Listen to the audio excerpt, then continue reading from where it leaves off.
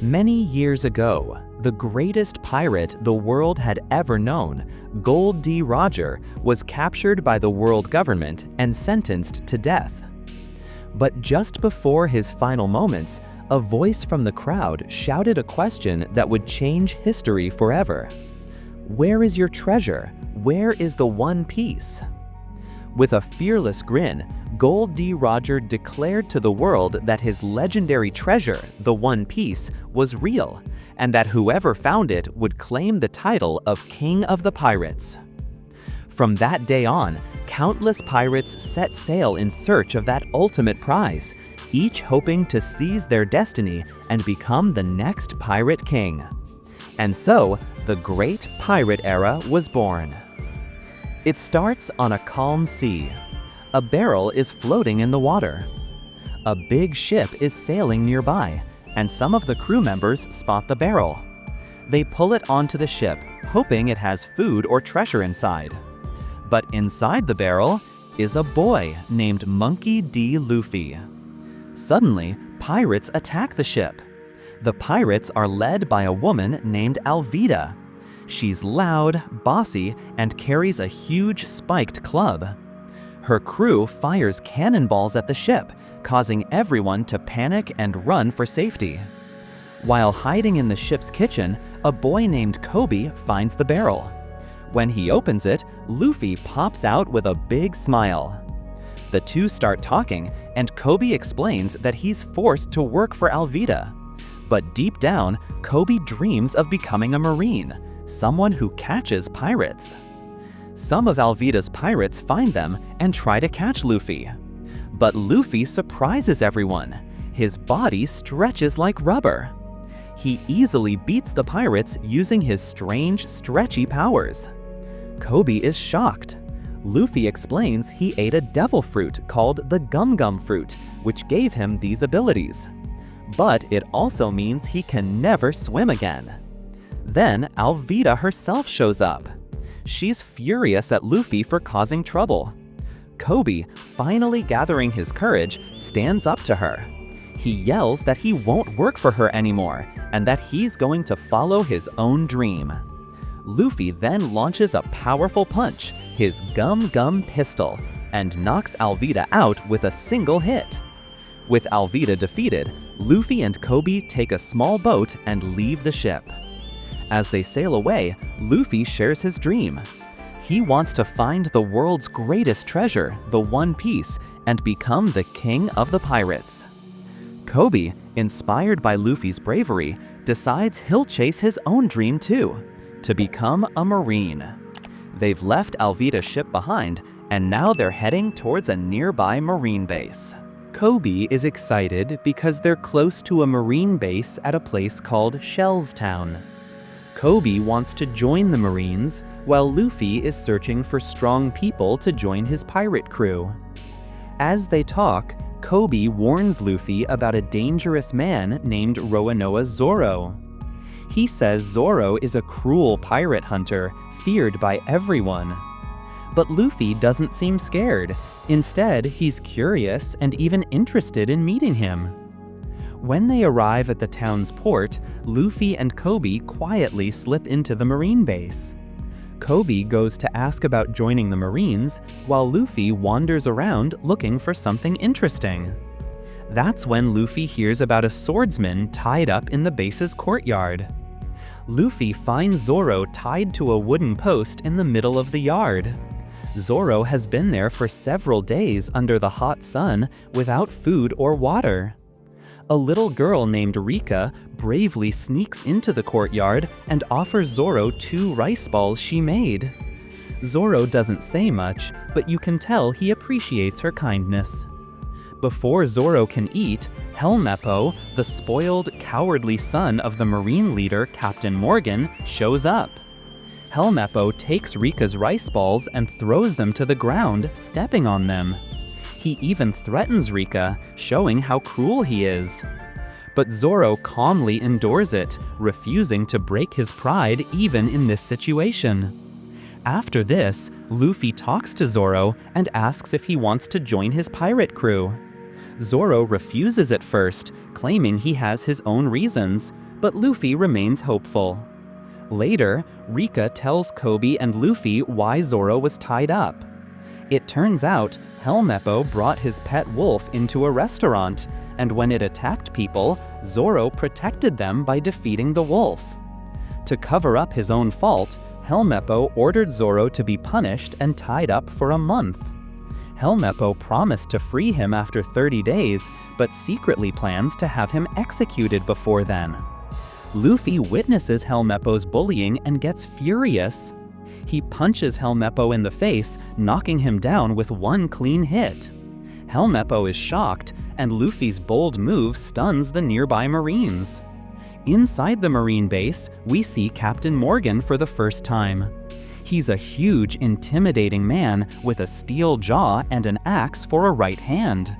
He believes he's a hero and demands that his men build a statue in his honor.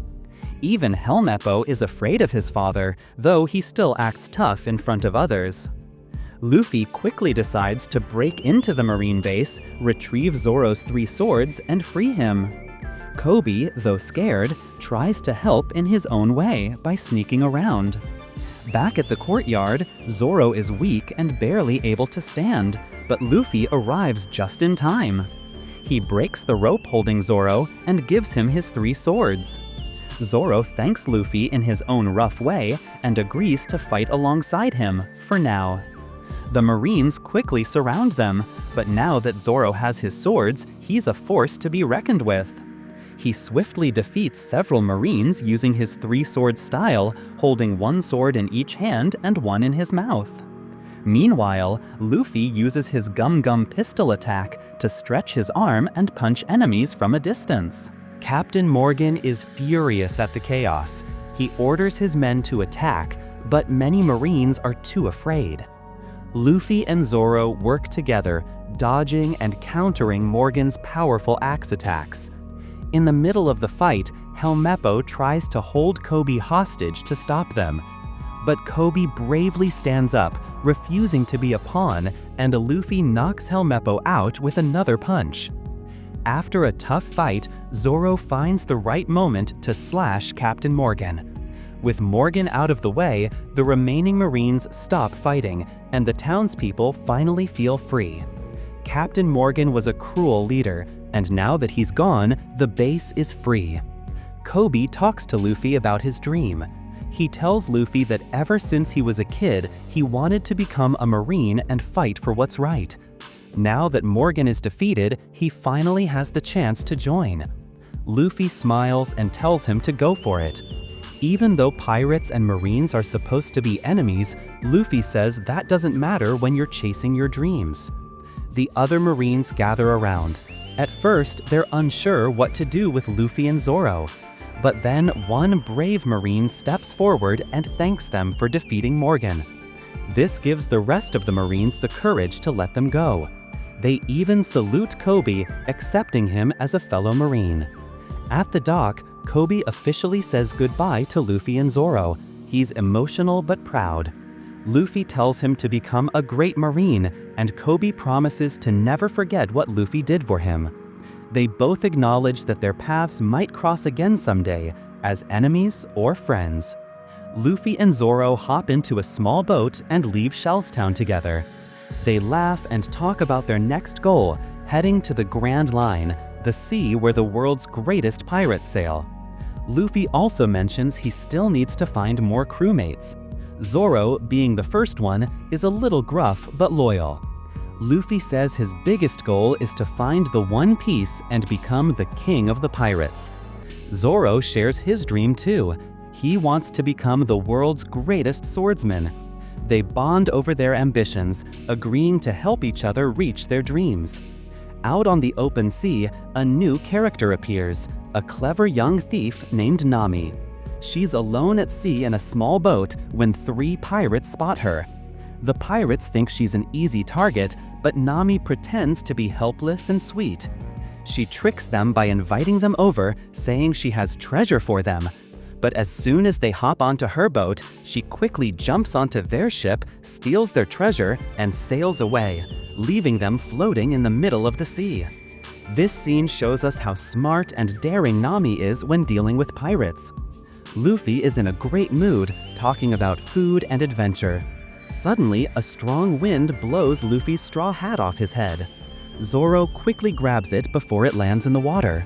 Luffy thanks him and gently places it back on his head. This makes Zoro curious. He asks Luffy why the hat is so important to him, and that's when Luffy starts telling the story of his past. We're taken back to Luffy's hometown, a small port village called Fuchsia Village. When Luffy was a little kid, a pirate crew led by red-haired Shanks used to visit the village often. Luffy loved hanging out with Shanks and his crew. He wanted to join them, but Shanks always told him he was too young. They would laugh, drink, and party at the local tavern, and Luffy admired them deeply. One day at the tavern, the red-haired pirates were celebrating, and a group of mountain bandits led by a man named Higuma arrived at the tavern. They mocked the pirates and picked a fight with Shanks, but Shanks kept calm and avoided violence in front of the villagers. Luffy, however, got angry when the bandits insulted Shanks, and Luffy got into an argument with Shanks about being brave. To prove how tough he was, Luffy grabbed a strange-looking purple fruit and ate it. It turned out to be a devil fruit, specifically the gum-gum fruit, which gives the person who eats it a stretchy, rubbery body but takes away their ability to swim forever. When Shanks and the crew noticed what Luffy had done, they panicked because eating a devil fruit is a serious matter in the pirate world. Later, Luffy got himself involved with mountain bandits, and he demands them to say sorry for insulting Shanks. The mountain bandits bullying Luffy, but then Shanks arrived. Shanks' crew easily defeated those mountain bandits, but their leader Higuma grabbed Luffy and ran off with him toward the shore. At the shore, the bandits mocked Luffy and threw him into the sea. Because of the devil fruit's curse, Luffy couldn't swim and started drowning. To make things worse, a huge sea monster appeared in the water. Just when things looked hopeless, Shanks arrived and saved Luffy, pulling him out of the water. The sea monster tried to attack, but Shanks glared at it fiercely, scaring it away. However, in the process, Shanks lost his left arm to the monster while protecting Luffy. Back in the village, before leaving Fuchsia Village forever, Shanks spoke to Luffy one last time. He gave Luffy his treasured straw hat, the same one Luffy wears now. Shanks made Luffy promise that he would become a great pirate one day and return the hat to him. This moment was very emotional for Luffy and became the reason he decided to chase his dream of becoming the king of the pirates. The flashback ends, and we're back with Luffy and Zoro on the small boat. Luffy finishes his story and smiles while holding the straw hat tightly. Zoro listens and seems impressed. He now understands why the hat means so much to Luffy and respects his strong will to keep his promise to Shanks. Luffy tries to grab a large bird for food, but the bird takes Luffy with her, left Zoro on the boat. Later, we see Nami is chased by some pirates, and Luffy dropped near Nami. She claims Luffy to be her boss so that pirates can stop chasing her. Pirates thought Luffy is just a kid and start fighting with him, but he defeated them easily. Nami, a clever thief, seemingly betraying Luffy by handing him over to the notorious pirate Buggy the Clown. She claims to have captured Luffy to gain favor with Buggy and his crew. Buggy, amused by Nami's gesture, locks Luffy in a cage. Luffy, ever the optimist, remains unfazed. Buggy, curious about Luffy's strange attitude, asks him if he's really a pirate. Luffy confidently shouts that he's going to be the king of the pirates, which makes everyone laugh. The crew mocks him, but Luffy stays calm and cheerful. To show his strength and scare Luffy and Nami, Buggy decides to demonstrate his powerful weapon, the Buggy Ball. It's a giant cannonball with enough force to blow up an entire building. Buggy orders his crew to aim the cannon at a nearby house and fire. When the cannon fires, the house explodes into pieces in a massive blast, leaving only smoke and rubble. Nami, watching this, realizes just how dangerous Buggy really is. After the demonstration, Buggy turns his attention back to Luffy. He orders his men to prepare the cannon and fire a buggy ball at the cage with Luffy inside. Buggy laughs, eager to see Luffy blown to pieces. He hands the torch to Nami and commands her to light the fuse. Nami's hand trembles. She remembers her hatred for pirates, but she also recalls how kind and fearless Luffy was when they first met. Nami hesitates. As Nami stands there, her mind is racing. She hates pirates because they destroyed her hometown and took away her family. That's why she became a thief who steals from pirates. But Luffy isn't like other pirates. He's different, he's brave, honest, and full of life. Nami can't bring herself to kill him. She lowers the torch, pretending to light the fuse, but actually hesitating. Suddenly, Roronoa Zoro bursts into the scene. The townspeople gasp in shock. Zoro has arrived, just in time looking for Luffy. He quickly assesses the situation. Luffy trapped in a cage, Nami holding a torch, and Buggy preparing to fire. Without wasting a second, Zoro draws his swords and charges toward Buggy's men. A short but intense fight begins. Zoro swiftly defeats several of Buggy's pirates with ease, cutting them down with his dual swords. The pirates are no match for Zoro's skill and strength. Nami is impressed by how powerful he is. Buggy, furious that someone dares to challenge him, steps forward to fight Zoro himself.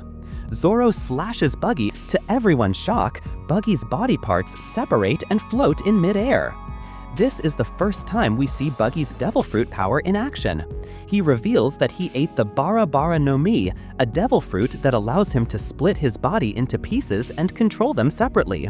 Slashes and cuts don't hurt him. This makes him a very tricky opponent. While dodging Buggy's floating knife hand attack, Zoro gets wounded in his side.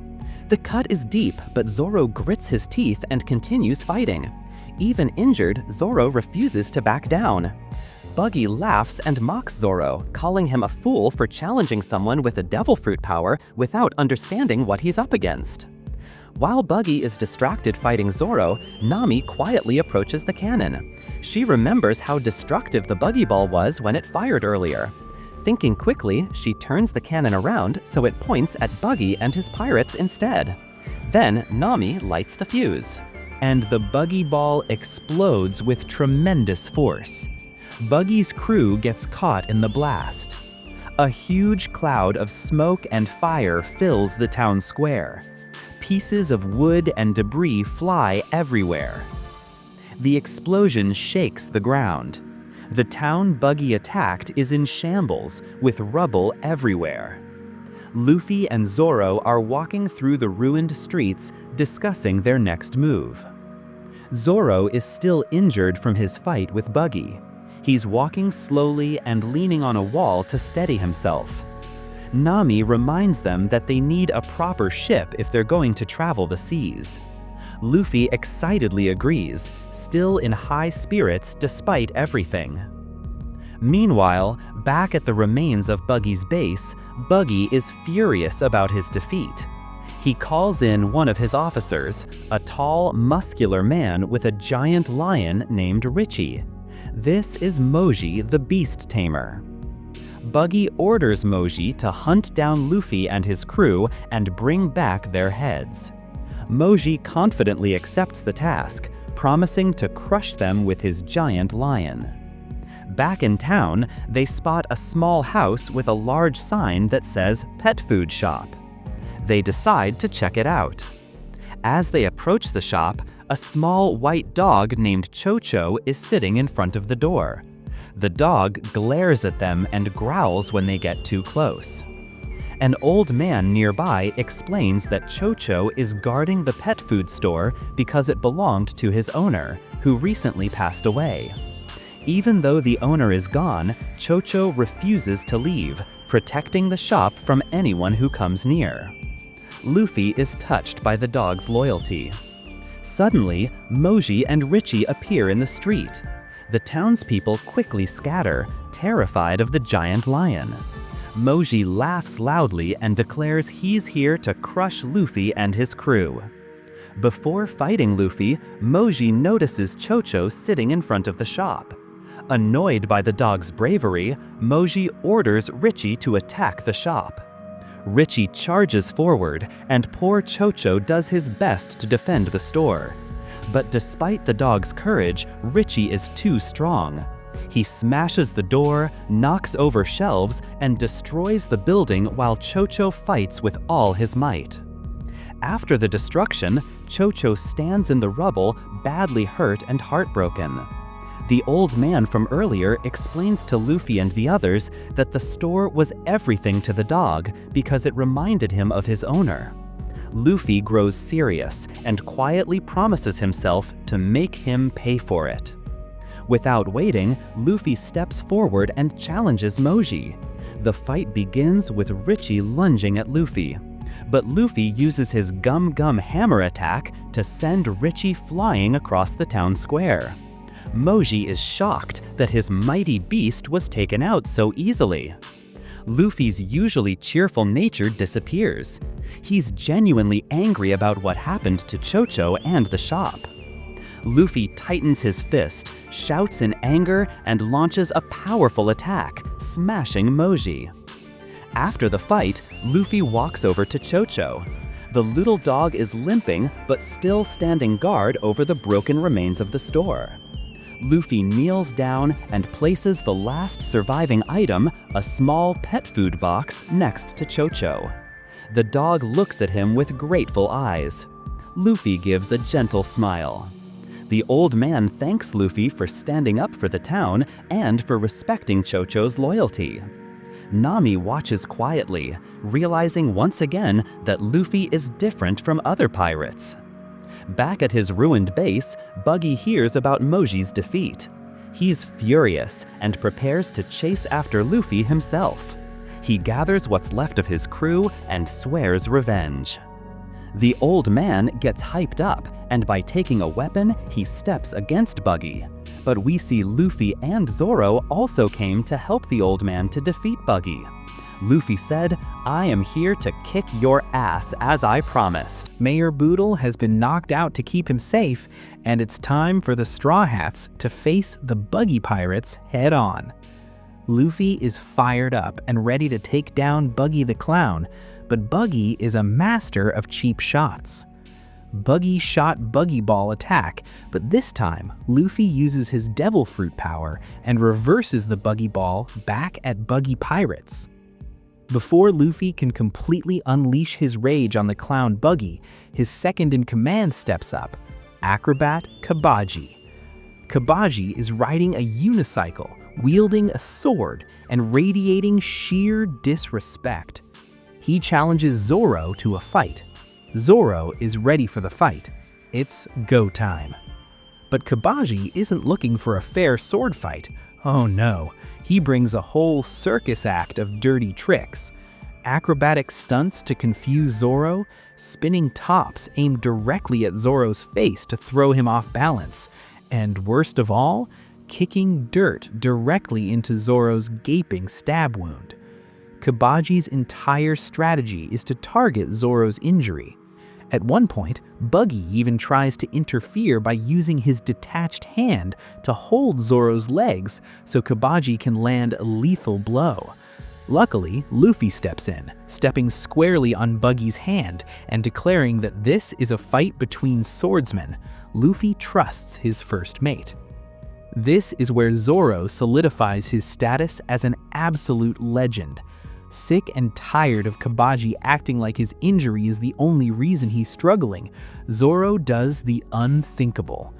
Zoro actually steps up from his own wounds, shocking everyone, especially Kabaji.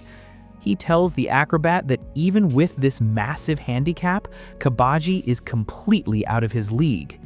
Kabaji, enraged and humiliated, launches his ultimate attack. But Zoro is done playing games. He draws all three of his swords, waits for the perfect moment, and unleashes his signature move, Onigiri, Demon Slash. He slices right through Kabaji in a flash. The acrobat falls off his unicycle, defeated.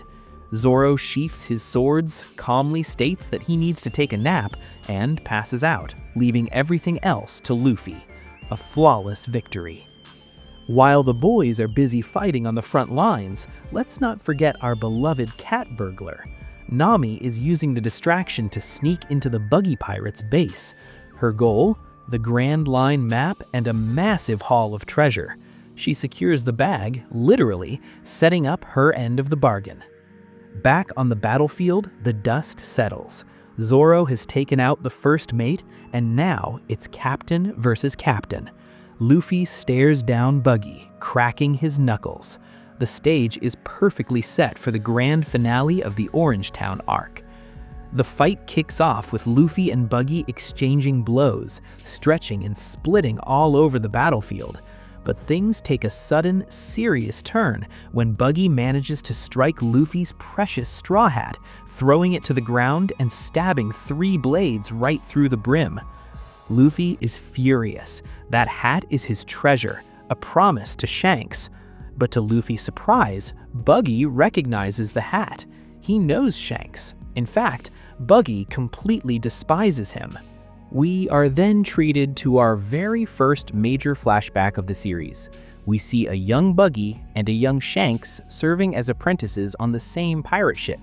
And for those of you who know whose ship that is, keep that spoiler locked up for now. The flashback reveals exactly why Buggy hates Shanks. Back in the day, Buggy had a genius plan.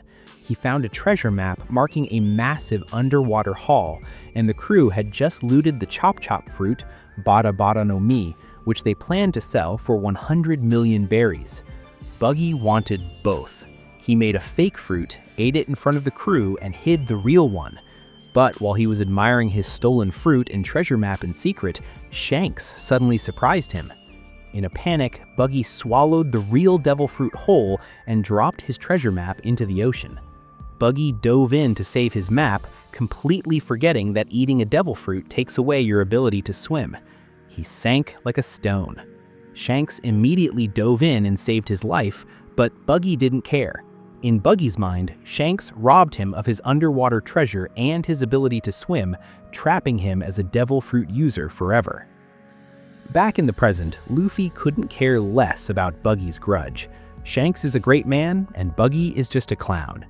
Infuriated, Buggy unleashes his ultimate technique, Chop Chop Festival. He splits his entire body into dozens of floating pieces, sending his limbs flying at Luffy from every direction. It's overwhelming, and Luffy is struggling to keep up with the flying daggers and disembodied kicks. But Buggy made one fatal mistake. He left his feet unguarded on the ground. Enter Nami. While Buggy is distracted, she casually walks over and ties up all of his grounded body parts with a thick rope. When Buggy tries to reassemble himself, only his head, hands, and feet return to his waist. He is now Mini Buggy.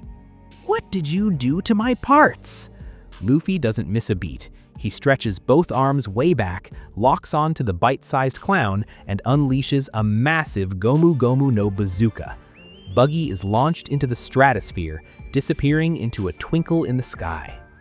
With Buggy defeated, Nami officially hands over the Grand Line map, and they are ready to go.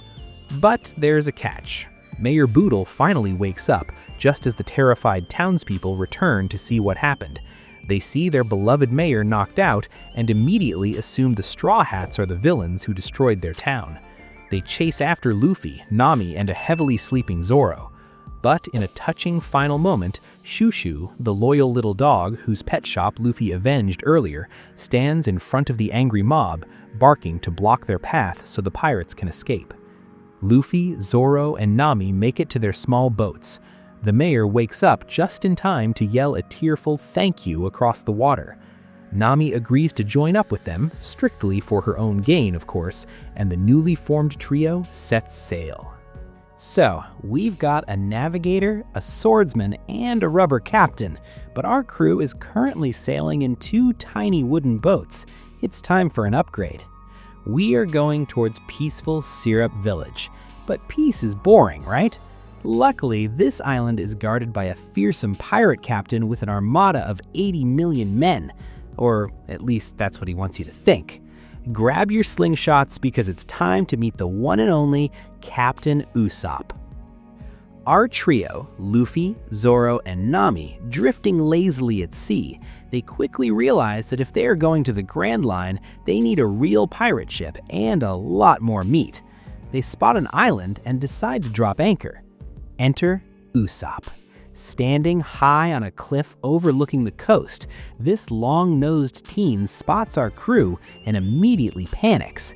He rallies his fearsome crew, the Usopp Pirates, which actually just consists of 3 local little kids named Ninjin, Pimon, and Tamanagi. When Luffy and the gang step onto the beach, Usopp tries to intimidate them. He claims to have 80 million followers ready to strike at his command. Nami instantly calls his bluff, pointing out that 80 million is a ridiculous number. Usopp's knees are shaking, and Luffy just laughs. The kid is obviously full of hot air. Trying to act tough one last time, Usopp draws his slingshot and points it at Luffy. But Luffy's demeanor instantly changes. He pulls his straw hat down over his eyes and delivers a line he learned straight from his idol, red-haired Shanks. Now that you've drawn your weapon, put your life on the line. I'm saying those aren't for threatening people. Usopp is terrified, but Luffy instantly bursts out laughing, breaking the tension. He tells Usopp that he actually knows his father. Usopp is stunned. Luffy explains that when he was a kid, a pirate named Yasopp was the master sniper on Shanks' crew. Yasopp never stopped talking about his little boy back home. Usopp is incredibly proud of his dad for being a brave pirate out on the sea, and the two instantly bond over this shared connection. Meanwhile, the Straw Hats are eating at a local restaurant when they finally have a real conversation with Usopp. We quickly learn that Usopp is the local village nuisance. Every single morning, he runs through the streets yelling at the top of his lungs, "The pirates are coming! The pirates are coming!" He's the ultimate boy who cried wolf. The villagers are so used to it that they just throw pans and brooms at him, treating it like a daily alarm clock. But there's a much softer side to this local liar. Usopp sneaks onto the massive estate of a wealthy, sickly girl named Kaya, who's the owner of a shipyard. She's bedridden and depressed after losing her parents, so Usopp climbs a tree outside her window every day to tell her the most ridiculous, grand, and obviously fake stories of his adventures to make her smile. Fighting giant goldfish, battling sea monsters, he makes it all up just to bring her a little joy. Knowing that Kaya owns a shipyard, Luffy though he can ask Kaya for a ship, and he enters the Kaya mansion, which is not easy to sneak in, where Usopp is already present, and he introduces Luffy's group to Kaya that they are new members of his crew, and Luffy asks Kaya for the ship. But their fun is interrupted by Kaya's butler, Clowador. He's a strict, sharply dressed man who pushes his glasses up with the base of his palm. He despises Usopp, calling him a filthy rat, and tells him to stay away from Kaya. But this time, he doesn't just call Usopp a nuisance, he crosses a massive line. Clowador viciously insults Usopp's father, Yasopp, calling him a filthy, savage pirate who abandoned his family. He tells Usopp that the apple doesn't fall far from the tree, branding him a worthless liar with dirty blood. Kaya actively trying to stop her butler, but he is not listening her. Usopp might be a coward, but he has immense pride in his father.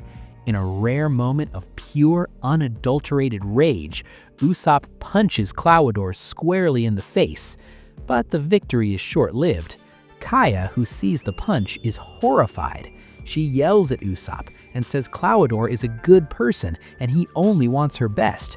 Heartbroken and misunderstood, Usopp storms off, leaving his only friend behind.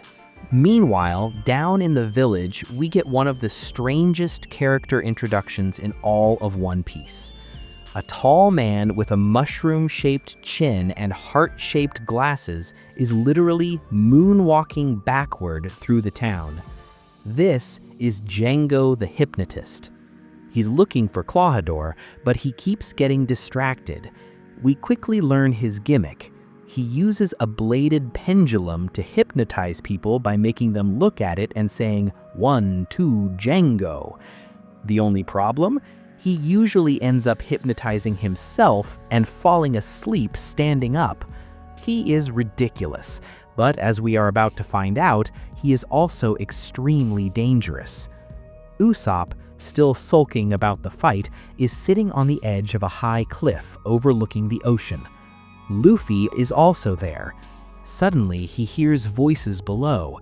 It's Clawhador and the weird moonwalking guy Django. Luffy also listens in with him.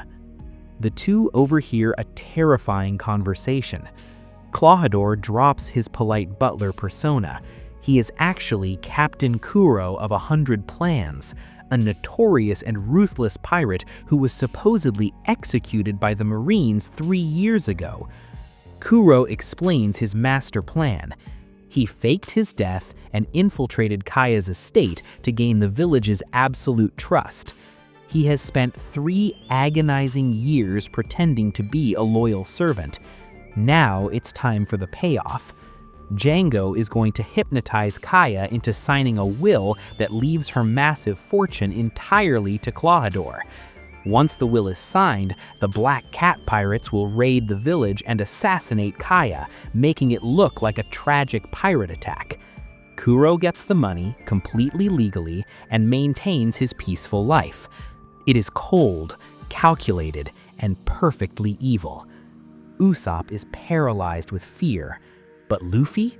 Luffy just yells out at them, "Hey, don't kill that girl!" Absolute stealth fail. Kuro and Django instantly spot them. Kuro, completely unfazed, tells Django to handle it. Django pulls out his ringed pendulum, swings it back and forth, and yells his catchphrase, "1, 2, Django!" Instead of looking away, Luffy stares directly at it. He instantly falls dead asleep and plummets head first off the massive cliff, crashing into the ground below. Usopp is left completely alone. The deadliest pirate in the East Blue is staring right at him, and Kuro just smiles. Kuro knows he doesn't even need to kill Usopp. Why? Because Usopp is the boy who cried wolf, and very well known as a liar. Kuro chillingly tells him to go ahead and run to the village. No one will ever believe him. Usopp is sprinting back to Syrup Village, his lungs burning and his heart pounding. He bursts into the town square screaming his iconic line, "The pirates are coming! The pirates are coming!" But this time, it's not a prank. Usopp is terrified, sweating, and begging the villagers to grab their weapons and run. The tragic part? The villagers react the exact same way they do every morning. They yell at him to shut up and go back to their chores. When Usopp tries to grab them and explain that Captain Kuro is real, they just get angry. They think his joke has gone way too far. Usopp realizes with absolute horror that his 3 years of daily lies have perfectly paved the way for the village's destruction. No one is coming to help. Desperate, Usopp runs to the one person who needs to know the truth the most, Kaya. He climbs his usual tree, bursts through her window, and frantically explains that her beloved butler, Clawhador, is actually a bloodthirsty pirate captain planning to assassinate her for her fortune. But Kaya is in complete denial. Clawhador has cared for her for 3 years. In her eyes, Usopp is just making up a cruel story because he's still angry about their fight from the day before. Usopp grabs her arm, trying to pull her away to safety, but Kaya tears herself free and does the unthinkable. She slaps him across the face. Usopp is surrounded by her guards, and then Usopp runs away from her estate. Down in the village, Usopp's 3 loyal crew members, the little kids, Ninjin, Pimon, and Tamanegi, find him along with the Luffy. They've heard the rumors that Usopp is spreading a really bad lie today. For a second, you think Usopp is going to tell them the truth and recruit them. But he looks at these innocent kids and makes a heartbreaking decision. He forces a smile, laughs, and tells them it was all just a made-up story. He lies to them so they won't go down to the coast. He lies so they won't get slaughtered by the Black Cat pirates. It is his most heroic lie yet. Evening falls. Usopp is on a cliff with Luffy's group. He has made his choice. He is going to wait on the shore and fight the entire Black Cat pirate fleet by himself. He will stop them at the coast, die protecting the town, and ensure that his warning truly remains a lie to the peaceful villagers. But Luffy, Zoro, and Nami heard his whole plan. Luffy looks at Usopp, seeing past the cowardice and the lies. He sees a guy willing to throw his life away to protect the people who hate him. Luffy grins and says, "We are going to help you." Usopp breaks down in tears. For the first time all day, someone believes him. The Straw Hat Trio stands beside the village liar, ready to go to war. Usopp knows the geography of his island perfectly. He explains that there is only one slope leading up from the coast to the village. If they can block that choke point, the Black Cat pirates won't be able to invade. So, they have to get to work. They dump massive barrels of oil all over the slope, turning it into a slippery, impassable trap. They wait in the dark, weapons ready, completely prepared for an epic ambush at dawn. The sun rises, the tension is thick, and nothing happens. There are no pirate ships. Suddenly, Usopp goes pale. He realizes a fatal error. Yes, there is only one slope on this side of the island, but there's a completely different coast on the opposite side of the island.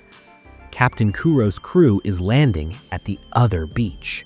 Absolute panic sets in.